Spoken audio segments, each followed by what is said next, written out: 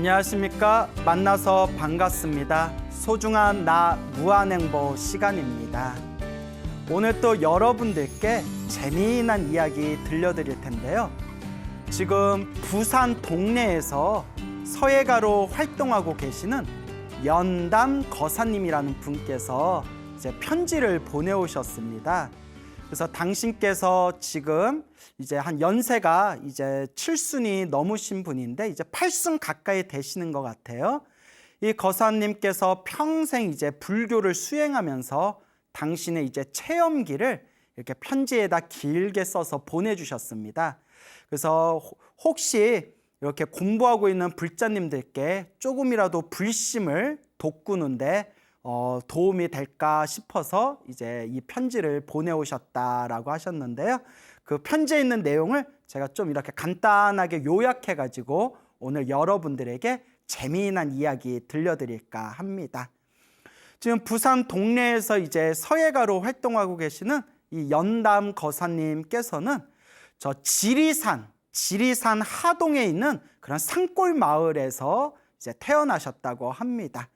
근데 어렸을 때부터 굉장히 가난한 집안에서 이렇게 힘들게 살면서 또 6.25 전쟁, 한국 전쟁을 또 몸으로 겪다 보니까 어렸을 때부터 이 인생에 대한 무상함 이런 것들이 굉장히 몸에 짙게 배이셨다고 합니다. 그래서 어느 정도 철이 들었을 때쯤에 이제 부산으로 옮겨게 되셨고 또 이제 부산에서 몇십 년 동안 지내시면서 부산이 제2의 고향과 같다라고 이제 말씀을 하십니다. 부산에서 먹고 사는 거에 바빠가지고 다른 것은 미처 이제 돌아볼 새가 없이 그냥 일에만 집중하다가 한 30대 중반 정도 되었을 때 문득 이런 생각이 들더랍니다. 30대 중반 정도 되었을 때 과연 어떻게 사는 게 잘 사는 걸까? 보람 있는 인생은 무엇일까? 진리란 무엇일까? 라는 그런 근원적인 어떤 내면에 대한 그런 강한 그런 구도의 열정이 이렇게 가슴에서 일어나시게 됩니다. 그래서 내가 불교 공부를 한번 해봐야겠다. 어떻게 사는 게 잘 사는 거고 어떤 것이 보람찬 인생이고 과연 진리란 무엇이고 인생이란 무엇인지 불교 공부를 한번 해야 되겠다 해가지고 당시에 그 부산의 거사림, 부산불교 거사림이라고 있었나 봐요. 부산불교 거사림 법회를 꾸준히 다니면서 거기서 이제 불교 공부를 한창 집중을 하셨다고 합니다. 여러 가지 이제 불교 책들도 보시고 불경도 좀 외우고 기도하는 법도 배우고 그렇게 나름대로 그 수행의 시간을 보내다가 불교를 만나고 나서 한 3년 정도가 훌쩍 지났을 때 문득 내면에서 이런 소리가 들리더랍니다. 무언가 한 100일 동안만이라도 절에 가서 오로지 수행에 집중하고 싶다. 이렇게 일상생활에서 법회 다니면서 불교 공부하는 것도 좋지만 100일 동안 오로지 수행에만 집중하는 시간을 가져보고 싶다라는 그런 강한 어떤 열정이 일어나게 됩니다. 그래서 이 거사님이 내가 100일 동안 한번 산사에서 오로지 내가 100일 동안 수행에 한번 집중해 보리라. 내가 기도에 한번 집중해 보리라. 이제 이런 생각이 들어서 처음에 이제 찾아간 곳이 저 남해 보리암이라고 아시죠? 뭐 워낙 유명한 사찰이라서 남해 보리암에서 한 2-3km 떨어진 곳에 그 부소대라고 이름 붙여진 그리고 이제 작은 토굴이 있었다고 합니다. 자그마한 토굴이 있었는데 그런 험준한 암벽 사이에 이제 쌓여 있어가지고 아주 험악한 그런 험준한 그런 산악의 위치에 있는 그런 부소대라는 그런 오래된 그런 토굴이 있었다고 합니다. 이제 그곳에 찾아갔더니 그곳에 머무른 지 20년이 넘은 어느 거사님께서 거기서 홀로 이렇게 수행하고 계시더래요. 그래서 20년 동안 그 부소대를 지키고 있는 그 거사님한테 이제 자초지종을 설명하면서 제가 여기서 같이 머무르면서 좀 공부 좀 해도 되겠습니까? 라고 하니까 그 20년 동안 부소대에 머물렀던 거사님이 하시는 말씀이 그런데 여기는 살기가 힘들 겁니다. 그동안 여기를 찾아오신 그런 수행자분들이 많은데 다들 얼마 못 가서 건강이 안 좋아져 가지고 금방 이곳을 떠났습니다. 그렇기 때문에 이곳에서 머무르면서 수행하기가 적합하지 않을 겁니다 라고 대답을 하더랍니다. 아마 그냥 터가 너무 세고 뭐 또 바위 있고 뭐 바위가 있으면 또 이렇게 냉기가 흐르거든요. 아마 그러다 보니까 좀 그곳에서 며칠 머무르다가 좀 건강이 안 좋아지는 그런 좀 현상들이 있었나 봅니다. 자, 어쨌거나 그 이야기를 듣고 여기는 좀 머무를 때가 아닌가 보구나 생각이 들어서 그 다음에 발걸음을 옮긴 게 저기 청도, 경북 청도에 가면 동문사라는 절이 있다고 합니다. 동문사라는 절에를 이렇게 찾아갔다고 합니다. 그래서 동문사에서 좀 머무르겠습니다라고 이렇게 주지스님께 인사를 드린 뒤에 하룻밤 잠을 자는데 그날 꿈속에서 그 범어사 조실스님이 나타나셨대요. 꿈에 범어사 조실스님이 이렇게 꿈에 나타나더니 뭐 한 번도 그런 꿈을 꾼 적이 없었는데 범어사 조실스님이 이렇게 종이 한 장을 이렇게 주더래요. 종이 한 장을 줘서 그 종이를 이렇게 받아서 봤더니 부적인데 그 신장부라는 부적이랍니다. 신장. 우리가 이렇게 하늘의 신들의 신장이라고 하지 않습니까? 불법을 보호하고 그리고 우리 불자들을 옹호하고 부처님 도량을 지켜주는 수호신장들을 우리가 이제 신장이라고 부르지 않습니까? 그 신장들을 모셔놓은 탱화를 신중탱화라고 하지 않습니까?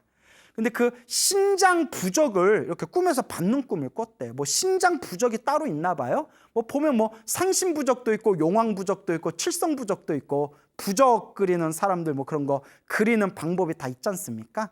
그래서 이제 신장 부적을 딱 받는 꿈을 꾸고 이렇게 깨어났는데 너무 신기하더래요. 이런 꿈을 왜 꿨지? 그 다음 날 이제 그 동문사 주지스님하고 이런저런 대화를 나누다가 갑자기 꿈 생각이 나가지고 질문을 했대요. 스님, 여기가 무슨 도량입니까? 동문사가 무슨 도량입니까? 라고 여쭤봤대요. 우리가 흔히 뭐 남해 보리함은 관음도량, 뭐 저기 선운사 뭐 도소람은 지장도량 뭐 이런 거 있지 않습니까? 오대산 상원사는 문수도량, 그리고 뭐 저기 또 뭐 나한도량, 독성도량 뭐 이렇게 각각의 그 사찰의 특징을 이렇게 드러내는 그런 어떤 그 사찰만의 특별한 그런 표방한 도량이 있지 않습니까? 여기는 무슨 도량입니까? 라고 여쭤봤더니 주지스님이 여기는 신장도량입니다 라고 하더래요. 신장도량입니다 하는 순간 깜짝 놀라면서 그렇잖아, 너 그날 꿈에서 그 범어사 조실스님이 신장부적을 주는 꿈을 딱 받았는데 그래서 속으로 신기하다. 그래서 이것도 인연인가 보다 싶어가지고 그 동문사에서 이제 한 달 동안 머무르면서 그렇게 매일매일 기도하고 독경하고 참선하면서 한 달 동안 이렇게 시간을 보냈다고 합니다.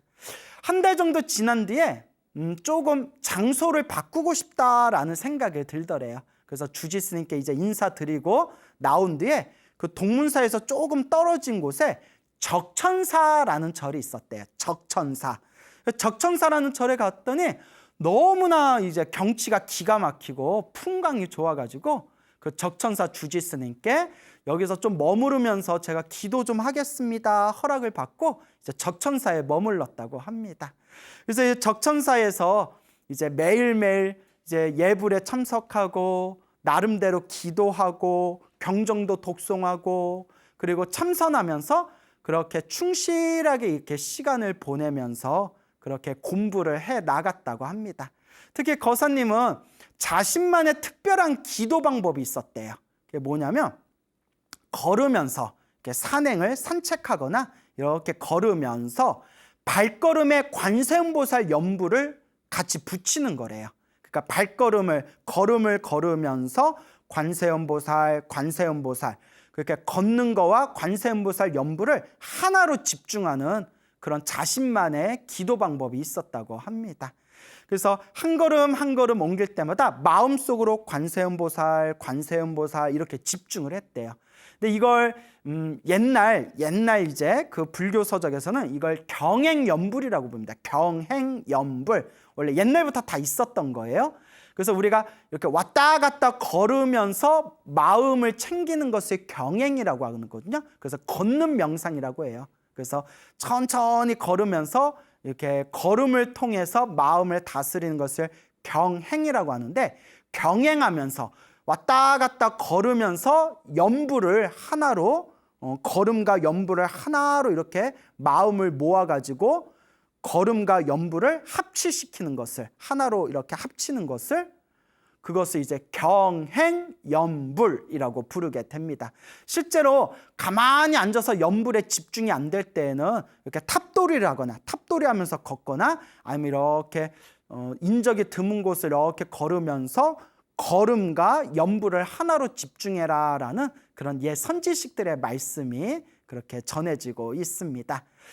거사님께서 걸음 하나하나의 관세음보살 연불을 집중하면서 이렇게 걷다 보니까 점점 걸음과 연불이 이제 하나로 에너지가 모아지었겠죠. 그래서 나중에는 걸음에 힘이 막 붙어가지고 1km를 그냥 걷는데 5분뿐이 안 걸리더래요. 시간을 재보니까. 그래서 보통 우리 일반 사람들이, 좀 건강한 일반 사람들이 1km 걷는데 보통 15분 안팎이 걸린다고 하거든요. 한 15분 안팎 정도가 걸리는데, 뭐 빨리 걸어도 뭐 한 10분 정도 걸리겠죠.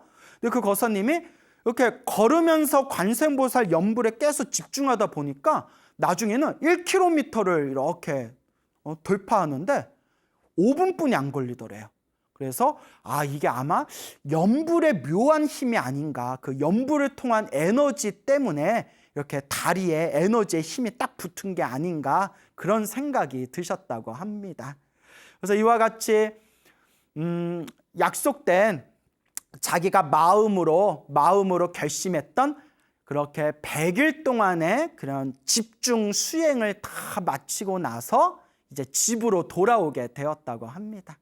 이렇게 집으로 돌아와서 집에 와가지고 이제 이 거사님이 무언가 또 일을 새로 시작해야 되잖아요. 그래서 경전 공부도 하고 불경 공부도 하고 그 붓글씨도 연습할 겸, 아마 붓글씨를 조금 이렇게 배우셨나 봐요.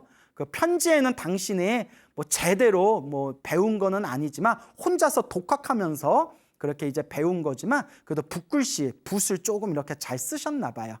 그래서 당신께서 불경도 연구하고 붓글씨도 연습할 겸 작은 사무실을 하나 이렇게 얻었답니다. 그러니까 작은 사무실을 열어가지고 당신 개인 공간으로 붓글씨도 좀 쓰고 부처님 경전도 공부하고 그렇게 시간을 보내고 있는데, 사무실을 열고 나서 며칠 지나고 난 뒤에 갑자기 사람들이 1명, 2명 늘어나더니 막 구름같이 사람들이 찾아오더래요. 어디서 그렇게 찾아왔는지 그 조그만 사무실에 사람들이 계속 찾아오더랍니다. 그래서 붓글씨 써달라는 사람도 있고 그냥 인생 상담하러 찾아온 사람도 있고 엄청나게 이제 많은 사람들이 이렇게 찾아왔대요. 그 와중에서 붓글씨 써달라는 그런 이제 주문을 받아가지고 반야심경도 써주고 금강경도 써주고 책에서 좋은 명언 같은 것도 써가지고 그렇게 이제 사람들한테 주면서 그렇게 붓글씨 써달라는 주문을 엄청 많이 받았는데, 나중에는 밤을 꼬박 세울 정도로, 그냥 밤을 새워서 써야 할 정도로 붓글씨 주문이 막 들어오더랍니다.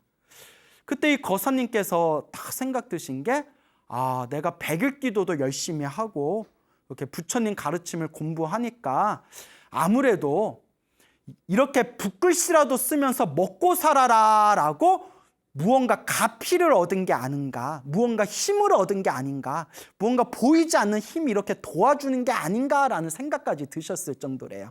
그래서 이렇게라도 붓글씨 써가지고 의식주를 해결하고 생활을 영위해라 라는 그런 어떤 가피가 아닌가라는 생각이 들 정도로 그렇게 붓글씨 주문도 많이 들어오고 사람들이 또 인생 상담하러 그렇게 많이 찾아왔다고 합니다. 그래서 너무 신기한 게, 그 조그만 사무실 열어놓고 어디에다 광고한 적도 없는데 어떻게 알고 사람들이 그렇게 찾아왔다는 겁니다. 그렇게 찾아오는 수많은 사람들의 각자의 사연들이 있을 거 아닙니까? 그 중에서 이 거사님께서 또 굉장히 특별한 사연이 하나 있답니다. 그게 무엇인고 하면 저도 이렇게 읽어보면서 깜짝 놀랐는데 너무 재밌고 신기해가지고요. 그 어느 여인이 찾아왔답니다. 어느 여성분이 이렇게 찾아와서 관세음보살 글씨를 크게 관세음보살을 글씨를 하나 써주십시오라고 부탁을 했답니다.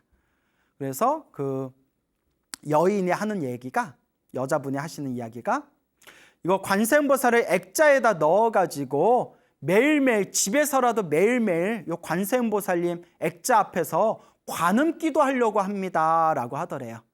그래서 요 거사님께서 근데 뭐 왜 관음기도를 하시게 되었습니까? 라고 이렇게 여쭤보니까 그 여자분께서 깜짝 놀랄 만한 이야기를 하더래요. 한번 잘 들어보세요. 요 여자분께서 그 이제 결혼을 하고 아이 셋을 낳답니다. 아이 셋을 낳는데 남편이, 애들이 다 크기도 전에 남편이 너무 일찍 세상을 떠났대요. 일찍 세상을 떠났는데 이 남편의 혼이 그 부인하고 어린 삼남매만 두고 저승으로 가려니까 너무 마음에 걸렸는지 이 남편 혼이 부인한테 붙어버린 거예요. 부인한테 다 이렇게 실려버렸답니다. 부인한테.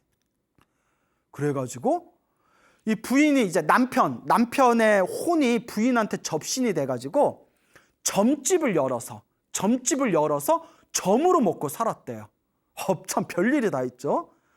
그래서 남편의 이렇게 혼이 접신이 돼서 이제 점집을 열어서 점으로 그렇게 먹고 살면서, 그래도 뭐 점으로 먹고 살 정도면 단골 손님이 있었다는 뜻이고, 또 이런 얘기가 되나? 단골 손님이 있었다는 것은 그래도 뭐 나름 뭐 조금 잘 맞췄나 봐요. 뭐 저는 뭐 점을 100% 믿지는 않지만 뭐 어쨌거나 그래도 좀 이렇게 곧잘 맞추셨나 봐요.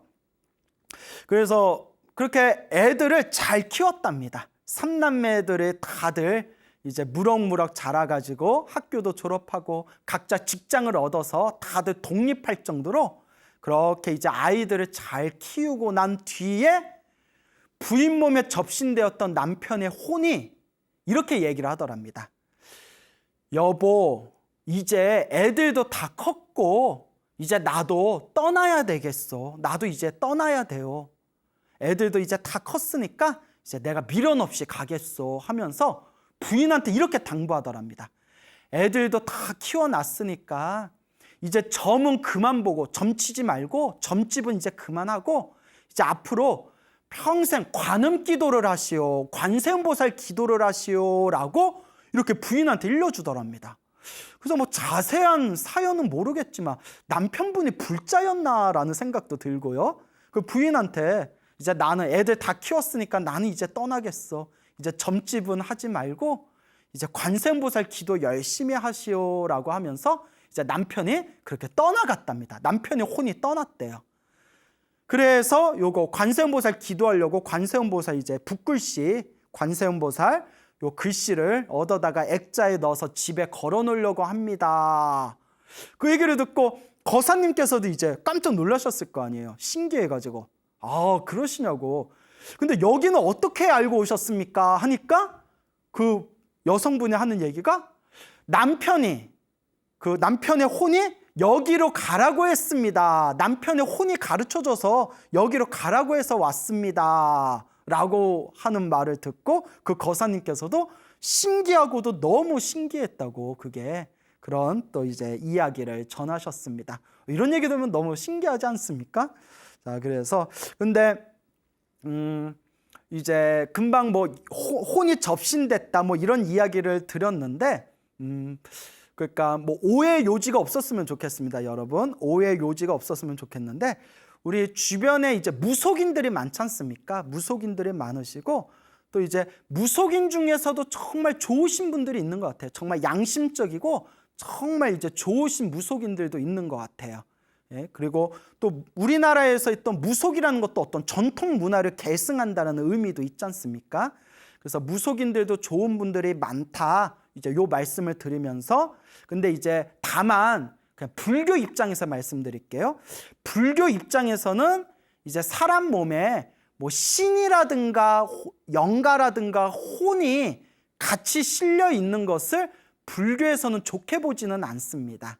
예, 불교에서는 일단 불교는 내 자신이 주인공이 돼서, 불교에서는 불성을 가지고 있는 내 자신이 주인공이 돼가지고 이제 내 업을 닦고 수행을 하고 마음을 닦고 복과 선악과 공덕을 닦고 그리고 성불하기 위해서 수행하는 거, 이게 이제 불교의 이제 본래의 어떤 지향하는 점이고, 만약에 내 몸에 영가라든가 신이 있다면 빨리 이제 열심히 기도하고 염불해서 빨리 그걸 천도해야지, 그렇게 불교적인 관점에서 보면 이제 뭐 내 몸에 신이 있거나 영가가 있어서 같이 살아가는 거는 불교에서는 뭐 그렇게 뭐 긍정적으로 보는 것 같지는 않습니다. 제가 참 말이 조심스럽네요. 왜냐하면 이렇게 주변에 무속인 분들이 계시니까 혹시라도 제가 말 실수할까봐, 다만 이제 불교적인 관점에서 말씀을 드리는 겁니다. 자, 그래서 이와 같은 우리가 입장에서 봤을 때 결국 그 남편분께서 너무나 이제 아내와 그 자식들이 걱정이 돼서 차마 저승으로 못 가시고, 근데 저승사자가 봐줬나? 보통 저승사자가 이렇게 데려가잖아요. 어쩌거나 그게 부인 몸에 접신이 돼서 아이들 다 키울 때까지 이제 점집을 이제 열어서 또 도와줬다, 이런 이야기를 들으면서 뭐 요 거사님께서 불교 공부하시는 분인데 거짓말할 리는 없을 거고 당신이 들은 그대로 전해주셨는데, 저도 참 그걸 보면서 신기하다라는 생각이 들었고요. 그리고 때가 되니까, 때가 되어서 알아서 부인 몸에서 벗어나서 이제 내 갈 길 가겠소, 이제 점집은 하지 말고 매일 관세음보살 기도하시오라고 이제 떠나신 그 남편의 혼을 이렇게 생각해 봤을 때 그래도 이분이 그래도 좀 불교 공부를 하신 그런 영이 아니었을까, 그래서 저 혼자 이렇게 망상을 좀 떨어봅니다. 어쨌거나 이 영적인 세계는 우리 일반 중생들이 다 헤아릴 수가 없는 것 같습니다. 하지만 우리 불자들은 너무 이런 영적인 세계에 집중할 필요가 없고, 항상 중요한 핵심, 결국은 내 스스로 복을 짓고 선업을 짓고 공덕을 쌓으면서 마음을 잘 닦는 마음 공부를 해야 된다라는 걸로 우리 불자 여러분들께서 그 마음을, 에너지를 잘 모아나가시기를 바랍니다. 자, 이렇게 거사님께서 이렇게 이제 많은 일들을 겪어 나가면서 점점 아는 사람들이 많아지고, 주변에 아는 사람들이 많아지고, 또 이렇게 모임이 많아지고, 또 모임에 참석하면서 또 이렇게 탁한 음식들을 자꾸 먹게 되다 보니까 이렇게 몸이 스스로, 몸과 마음이 조금 옛날 같지 않고 몸에 잔병도 많아지고, 그리고 어느덧 그 옛날에 막 뜨겁던 불심, 그 신심, 그 믿음의 힘이 점점 이제 약해지게 된다는 것을 점점 느끼시게 되었답니다. 그래서 이 거사님께서 내가 옛날 같지 않구나, 이제 지금부터라도 다시 옛날 그때처럼 지금부터라도 다시 불교 공부를, 수행을 좀 열심히 해야 되겠다라고 이렇게 마음을 이렇게 되새기셨다고 합니다. 마음을 이렇게 가다듬고 있던 터에 작년에 있었던 일이라고 합니다. 당신께서 너무 신기한 그런 경험을 하셨는데, 그 집 앞마당에 의자를 놓고 이렇게 앉아 계셨답니다. 집 앞마당에 의자를 놓고 이렇게 앉아 있었는데, 저 남쪽 하늘에서 뭐 허연 게 이렇게 날라오더래요.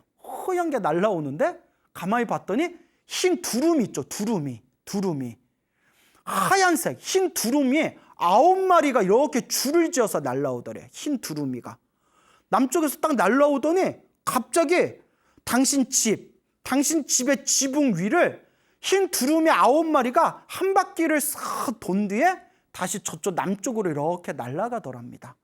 근데 여러분, 우리가 이렇게 도심 쪽에 살다 보면 흰 두루미 보기가 거의 불가능하고 어렵지 않습니까? 또 요새 환경이 많이 오염돼 가지고 그 이렇게 산에 가거나 어디 뭐 저수지 같은 데 가도 흰 두루미 보기가 굉장히 어렵거든요. 근데 흰 두루미가 한두 마리도 아니고 9마리가 날라와 가지고 지붕을 한 바퀴 싹 돈 뒤에 남쪽으로 사라진 것을 딱 눈으로 목격하면서 거사님께서 아마도 이제 불교 공부를 남은 생애 동안 불교 수행을 조금 더 열심히 해라, 열심히 하라라는 그런 어떤 신호인가 보다라는 그런 생각이 딱 드시더랍니다. 그래서 지금 이 거사님께서 매일매일 108참회를 하시면서 108참회문을 독송하면서 매일매일 절을 하시면서 그렇게 하루를 시작하며 그렇게 불교 수행을 꾸준하게 열심히 하고 있다라는 그런 당신의 소중한 체험담을 이렇게 보내주셨습니다. 자, 우리가 이 불법을 공부하다 보면 또 요 부처님의 가르침을 우리가 닦다 보면 정말 쉽게 진짜 그런 일이 있을까? 진짜 그 말이 사실이야? 에이, 그거 거짓말 뻥 아니야? 라고 생각될 수 있는 그런 좀 신비한 일들이 있습니다.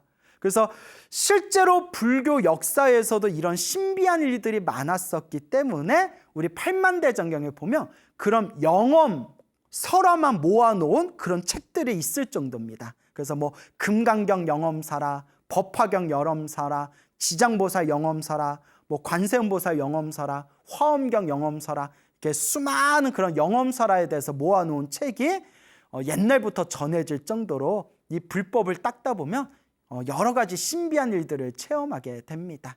그래서 우리 소나무 애청자분들 중에서 실제로 기도를 열심히 해가지고 체험을 해보신 분, 그 내면의 맛을 보신 분들은 한결같이 하시는 말씀이, 스님, 저희는 소나무에 나오는 내용을 다 믿습니다.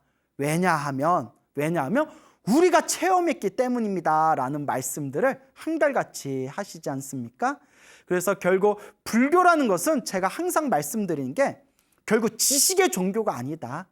물론 우리가 올바르게 수행하기 위해서는 기본적으로 불교의 바른 견해를 갖추고 있어야 되지만 결국 불교를 우리가 배우고 공부하면서 나아가야 할 방향은 체험, 실천, 수행, 내 스스로 내면의 맛을 봐야 된다라는 것을 항상 불자분들에게 제가 강조드리는 바입니다. 하지만 여러분, 늘 이제 소나무에서 제가 여러분들에게 이런 재미난 영험설화 같은 거, 신비한 이야기를 말씀드리기는 하지만 제가 꼭 중간중간 마무리에 양념치면서 하는 얘기가 있죠. 이런 것에도 집착하면 된다, 안 된다? 절대 안 된다라는 말씀을 드립니다. 제가 이렇게 재미난 영험설화를 들려드리는 거는 이런 일도 있구나. 정말 불보살의 가피는 정말 신비하고 정말 신묘한 무언가가 있구나라는 그런 관심과 믿음을 불러일으켜 드리고 싶어서 이런 재미난 영험설화들을 뽑아가지고 여러분들한테 썰을 푸는 거고요. 궁극적으로 우리가 진정한 수행의 길을 가기 위해서는 이런 신비한 거, 신묘한 거, 신기한 거, 이런 것들도 다 이렇게 내려놓으셔야 됩니다. 그래서 금강경에서 이야기하지 않습니까? 범소유상 개시여망이다. 모든 있는 바 상들은 다 허망하다. 허망한 것들에 우리가 집착할 필요가 있을까요? 없을까요? 허망한 것들에 집착할 필요가 없습니다. 모두 다 마음이 만든 환상에 불과할 뿐입니다. 그리고 또 금강경에 이런 구절이 있지 않습니까? 부처님을, 열애를 눈으로 보려 하거나 귀로, 소리로 듣고자 한다면, 눈으로 보고 귀로 들어서 소리를 들어서 부처님을 찾고자 한다면 그것은 삿된 도이다. 진정한 가르침이 아니다. 또 부처님께서 금강경에서 이렇게 구구절절히 간곡하게 이야기하시지 않습니까? 그래서 여러분, 우리가 뭐 법화경을 사경하거나 독경하거나 지장경을 독경하거나 뭐 관세음보살 기도를 하거나 뭐 천지파령 신주경 기도하거나 무슨 수많은 능엄주 같은 거 기도하거나 수많은 기도를 하다 보면 여러 가지 신비한 현상들, 여러 가지 신비한 일들을 겪게 됩니다. 근데 그럴 때마다 항상 여러분들 꼭 명심해야 될 게 있습니다. 이것도 마음이 만든 현상이다. 이것도 다 내 마음이 만든 환상이다. 정말 우리 불자들이 기도를 하는 진정한 목적은 신비한 걸 얻기 위해서가 아니라 궁극적으로 내 마음을 잘 닦기 위해서입니다.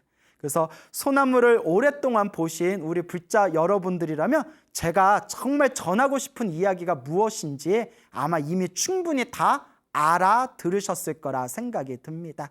그래서 불법을 공부하거나 부처님 가르침을 공부하거나 혹은 기도를 열심히 하거나 수행을 하다 보면 때때로 여러 가지 신비한 일들이 일어날 수 있지만 그 모든 것들도 마음이 만든 현상이다. 다 마음법이다 라고 생각하시고 그저 이 마음 닦는 거에 가장 중요한 그런 포인트를 두시고 여러분들이 이 마음을 잘 닦아나가셨으면 좋겠습니다. 그래서 우리 불자 여러분들께서는 항상 매일매일 자신만의 기도의 시간을 가지셔야 됩니다. 매일매일 자신만의 수행의 시간을 가지셔야 됩니다. 우리가 수행이라는 표현을 쓸 때 수행이라는 단어에는 습관들이다라는 뜻도 포함되어져 있다고 합니다. 그 수행이라는 그 단어의 원래 산스크리트어가 바와나라고 합니다. 바와나라는 뜻 자체가 바꾸다, 그리고 바꾸다, 그리고 뭐 훈련하다, 바꾸고 훈련하다, 그리고 뭐 습관들이다 등등의 여러 뜻들이 포함되어져 있다고 합니다. 스님, 매일매일 기도하려는데 잘 안 돼요. 스님, 연불을 하려는데 연불이 잘 안 돼요. 스님, 독경을 하려고 하는데 독경이 잘 안 돼요. 스님, 사경을 하려고 하는데 사경이 잘 안 돼요. 그거는 습관이 잘 안 들어져 있기 때문입니다. 결국 수행의 첫걸음은 결국 습관입니다. 좋은 습관을 들이고 습관을 통해서 내 자신이 바뀌어 나가는 것이 수행의 진정한 묘미입니다. 제가 이제 알고 지내는 어느 이제 노보살님이 계시는데요. 이제 노보살 이제 8순이 넘으셨죠.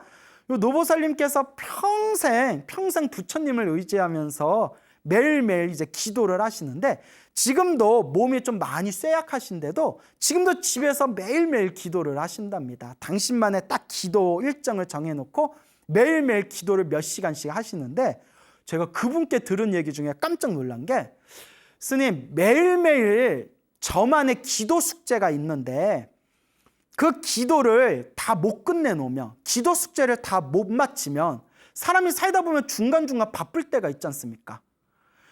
기도 숙제를 다 못 맞추면 차라리 저녁을 굶어서라도 기도를 무조건 끝냅니다 라는 말씀을 하더라고요.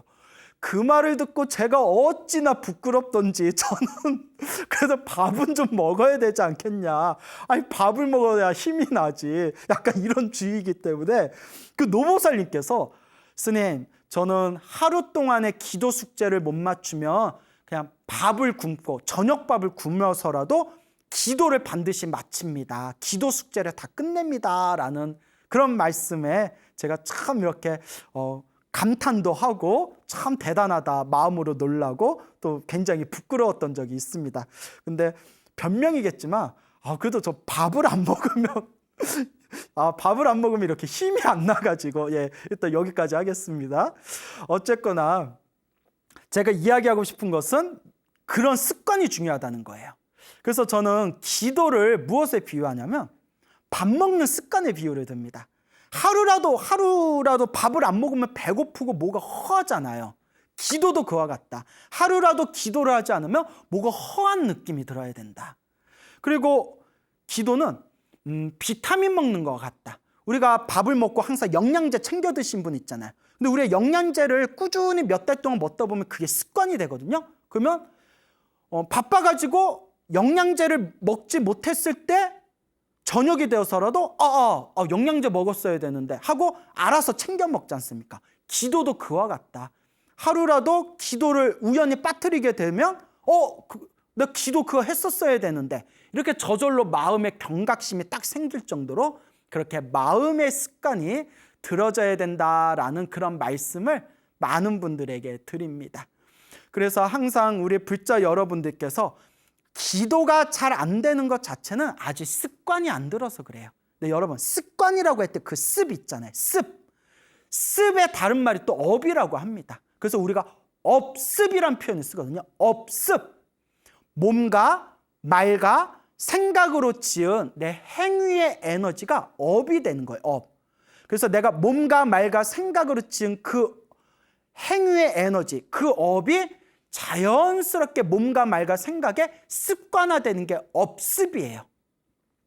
전생에서부터 많이 닦았던 사람들은 이번 생에도 그 마음 쓰는 게 남다르고, 그리고 항상 그 부처님의 가르침을 연구하고 공부하고자 하는 마음을 일으키고, 전생에서부터 축생으로 살았던 중생이라면 업의 습관이, 축생의 업의 습관이 강해가지고 이번 생에 진리의 말씀을 들어도 귀찮아하고 믿지 않고 그냥 약육강식의 그런 어떤 본능에 의해서 그냥 이 혼탁한 세계에서 잘 먹고 잘 사는 거에만 집중하는 그런 업의 습관이 있고, 참 이 업의 습관이라는 게 굉장히 중요합니다. 참 무섭습니다. 그래서 우리 스님들이 머리 깎고 처음에 이제 출가하면 항상 이제 하시는 말씀이 습의가 잘 들어야 된다라는 말씀을 하십니다. 습의. 의라는 것은 내 행동가짐을 뜻하거든요. 행동가짐. 겉으로 드러난 행동가짐에 이 습관이 잘 들어져야 된다 해서 습의라고 합니다. 습의. 그만큼 이 습이라는 게 중요합니다. 불교적으로 말하면 업의 습관, 업습이라고 하고요. 그냥 평범하게 얘기하면 버릇을 잘 들어야 된다. 버릇. 내가 들었던 습관대로 내 운명이 바뀌어 나간다라는 유명한 말도 있지 않습니까? 여러분들은 지금 인생을 살아가면서 어떤 업의 습관을 들이고 있으십니까? 매일매일 기도하고 매일매일 복을 짓고 매일매일 마음을 닦으려는 업의 습관이 있습니까? 아니면 그냥 잘 먹고 잘 살고 남들 위에 올라서려고 하고 그냥 내 욕망에 끄달려서 약한 자는 짓밟고 강한 자가 되기 위해서 그렇게 거칠게 사는 업의 습관이 있습니까? 참 어렵고 어려운 문제입니다. 우리 수행하는 스님들조차도 이 업의 습관을 바꾸기가 참 힘듭니다. 너무나 힘듭니다. 그래서 옛날 그 이름을 밝힐 수는 없지만 옛날에 그 아주 유명하신 큰 스님조차도 하신 말씀이 정말 몇십 년 동안 참선했는데도 이 작은 업의 습관 하나 바꾸기가 참으로 어렵구나 이렇게 한탄하셨다는 그런 이야기도 있습니다. 그러니까 갑자기 생각나는 이야기가 떠오르는데요. 여러분 혹시 백용성 스님이라고 아십니까? 백용성 스님. 우리나라 그 독립운동을 하시던 참선을 해서 깨달음을 얻으셨고 또한 독립운동을 하셨으며 또한 부처님의 가르침을 널리 펼치셨던 정말 우리 한국 불교의 아주 그냥 위대한 봉우리와 같은 그런 큰 스님이 계셨습니다. 백용성이라는 용성스님이라는 큰 스님이 계셨는데 이 용성스님의 이제 한 손잡벌 되는 스님이 바로 성철스님입니다. 성철스님. 성철스님은 워낙 유명해서 다 들어보셨겠죠? 그래서 어느 날 백용성 스님하고 이제 아주 젊었을 때 출가한 지 얼마 안 된 젊었을 때 성철스님하고 하루는 이렇게 같이 공양을 한 적이 있었답니다. 하루는 이렇게 공양을 하시다가 용성스님께서 이렇게 이야기하시더랍니다. 내가 수행이 아직도 멀었네. 그 성철스님이 깜짝 놀라시면서 아니 요 조선에 이 땅에 스님만한 분이 누가 있다고 스스로 수행이 멀었다고 그런 말씀하십니까? 왜 그런 말씀을 하십니까? 하고 성철스님이 여쭤보니까 백용성 스님이 하신 말씀이 아까 밥을 먹는데 자꾸 맛있는 반찬에 젓가락이 한 번 더 가더라. 아직도 이렇게 공부한다고 공부했는데 그 맛있는 반찬 하나 더 먹는 그 습관을 그 탐욕을 아직도 내려놓질 못했네 라는 말을 딱 듣고서 성철스님이 그 자리에서 감탄을 하셨대요. 이야 정말 큰 스님은 다르구나. 여러분 이 얘기 듣고 반성되지 않으십니까? 저 이 얘기 듣고 나는 죽어야겠다. 나는 죽어야 되겠어. 그런 생각이 들더라고요. 맛있는 반찬에 젓가락이 한 번 더 가는 거 그 마음을 딱 알아차리시면서 내가 수행이 아직도 멀었구나 라고 말씀하셨던 그 백용성 스님의 그런 고결한 정신을 생각해 볼 때 정말 부끄럽고 나는 더 닦아야 되겠다. 정말 더 열심히 해야 되는데 참 내가 많이 부족하구나. 그렇게 엄청난 부끄러움이 이렇게 느껴지게 됩니다. 그러니까 이렇게 습관이란 게 닦기가 어려워요. 근데 여러분 중요한 게 있어요. 아주 중요한 부분인데요. 스님, 우리 왜 이렇게 수행이 잘 안 될까요? 스님, 왜 이렇게 절에 열심히 다니고 기도도 했는데도 왜 이렇게 업의 습관이 안 바뀔까요? 왜 이렇게 업습이 잘 바뀌지를 않을까요? 자, 중요한 게 있습니다. 우리 위대하신 석가모니 부처님, 이 위대하신 석가모니 부처님께서도 완벽하고 완전하고 모든 것을 구족하신 저 위대하신 부처님조차도 우리와 똑같은 중생이었을 때 성불하기까지 3아승직업이 걸리셨대요. 몇 아승직업이요? 3아승직업. 아승직업은 인간의 생각으로, 인간의 의식으로 헤아릴 수 없을 만큼 기나기고 기나긴 시간을 아승직업이라고 해요. 아승직업이라고도 하고요. 아승기겁이라고도 해요. 뭐 책마다 번역할 때 좀 달라요. 한글로 번역할 때. 아승기겁도 되고 아승직업도 되는데 너무나 헤아릴 수 없는 기나긴 시간이라서 중생들의 숫자로 다 헤아릴 수 없을 정도로 기나긴 시간을 아승직업, 아승기겁이라고 합니다. 부처님께서 우리와 똑같은 중생이었을 때 저렇게 위대한 부처님으로 성불하기까지 몇 아승기겁이 걸렸다? 3아승기겁이 걸렸대요. 1아승기겁만 하더라도 어마어마하게 긴 시간인데 그 어마어마하게 긴 시간을 3번을 돌리면서 닦으셨다고 합니다. 저 부처님께서도, 저 위대한 부처님께서도 저렇게 완전한 존재가 될 수 있을 때까지 3아승기겁을 닦았다라고 경전에 나오는데 이제 우리는 걸음마 수준 아닙니까? 이렇게 묵묵하게 닦다 보면 언젠가는 우리도 저렇게 위대한 부처님과 같은 존재가 언젠가는 될 수 있지 않겠습니까? 뭐 언제 될지는 도저히 모르겠지만 그냥 꾸준히 나아갈 뿐이죠. 그 옛날 큰 스님이 이런 말씀을 하셨습니다. 아무리 수행을 많이 해도 완전한 존재는 없다. 완벽한 수행자는 없다. 완벽한 수행자는 부처님밖에 없다. 그래서 경전에 봐도 아라한도 실수하는 내용이 나옵니다. 아라한은 모든 번뇌가 사라졌지만 아라한도 번뇌는 없지만 실수는 한답니다. 그래서 사소한 실수들은 있답니다. 근데 실수조차 없는 완벽한 분은 오직 부처님밖에 안 계신다. 그러니 지금 우리가 지금 완전하지 못하고 완벽하지 못하고 지금 좀 많이 부족하더라도 우리의 마음이 본래 부처라는 걸 믿고 꾸준하게 복과 지혜를 닦아 나간다면 이렇게 부족한 우리도 언젠가는 저 석가모니 부처님처럼 위대한 존재가 될 수 있을 것입니다. 항상 행복하든 불행하든 그 모든 게 다 내가 지은 인연법이란 걸 믿고 항상 기도하시고 복을 짓고 그리고 마음을 잘 닦는 그런 불자가 되시기를 바랍니다. 여러분, 행복해지고 싶습니까? 행복한 삶을 창조하고 싶습니까? 복을 지으십시오. 선업을 지으십시오. 공덕을 쌓으십시오. 복과 선업과 공덕의 힘이 여러분들을 진정한 행복의 길로 이끌어 줄 것입니다. 여러분, 성불하십시오.